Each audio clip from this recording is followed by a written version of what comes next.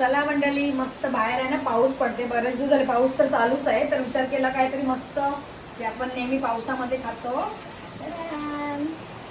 मी आज काय बनवायला घेतले, मस्त वडापाव. तर इथे वडापावची पूर्ण रेसिपी तर नाही, पण जर तुम्हाला याची रेसिपी पाहिजे तर कमेंट करा.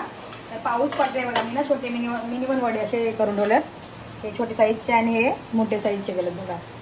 आणि 6 रुपये वडापाव, मी 15 रुपये हा 5 रुपये वडापाव, हा 5 रुपये तिथे भेटते तो 5 रुपये वडापाव. आणि हा बघा, हा ही साईज मोठी केली. तर मी आता तुम्हाला दाखवते कसे होतात, बघूया आपण. आणि पीठ वगैरे मळून घेतले, हे बघा पीठ वगैरे मस्त मळून घेतलेलं आहे. त्याच्यावेळेला पापड वगैरे तळून घेतले अंशला माझ्या.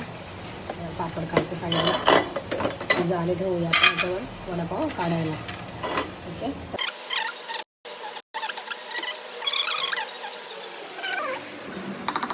चम्मचनी काढते, हाताने नाही काढत.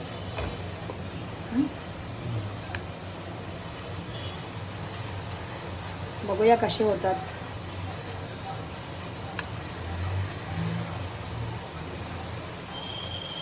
आणि वडापाव मी पहिला केलेले, याचे पहिला एकदा केलेले ना, लॉकडाऊनला कधी केले ना, लॉकडाऊनमध्ये बनवलेले. आता कधीपासून बनवलेच नव्हते. तर विचार केला चला वडापाव करूया आपण. बापरे, मिनी वडापाव एवढा मोठा झाला, तर तो पण किती मोठा होईल. तो जास्तच होईल मला वाटतं साईज. आता आपण ते तेल कमी आहे, मी जास्त नाही तेल आपला जो आहे पहिला तेल होता. हा तेल म्हणजे वेस्ट नाही होण्यासाठी मी हाच तेल वापरला.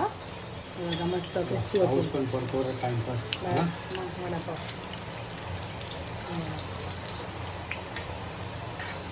मस्त झाले बघा, झाली आली याला मस्त. थोडासा आपण सोडा पण टाकले खायचा. चम्मचने काढलेत, आता हाताने काढतो चम्मच वडा.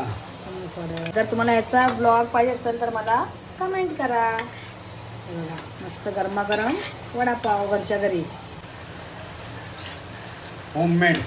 होममेड. ही आपली पहिली एक प्लेट झालेली आहे बघा. मस्त गरमागरम. अशा तेल वगैरे राहत नाही बघा अजिबात. असे ना तेल राहत नाही बघा.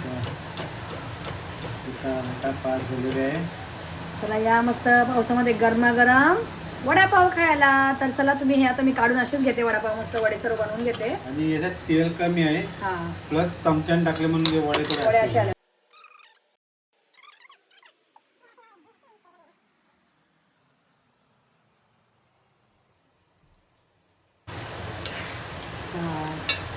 त्याला अशाही आल्याच पाहिजे, तो वाटते वडापाव. खाऊन पण दाखव तुम्ही कसं झाले, बघूया आपण, टेस्ट पण करू लगेच. मस्त गरम आहे वडापाव.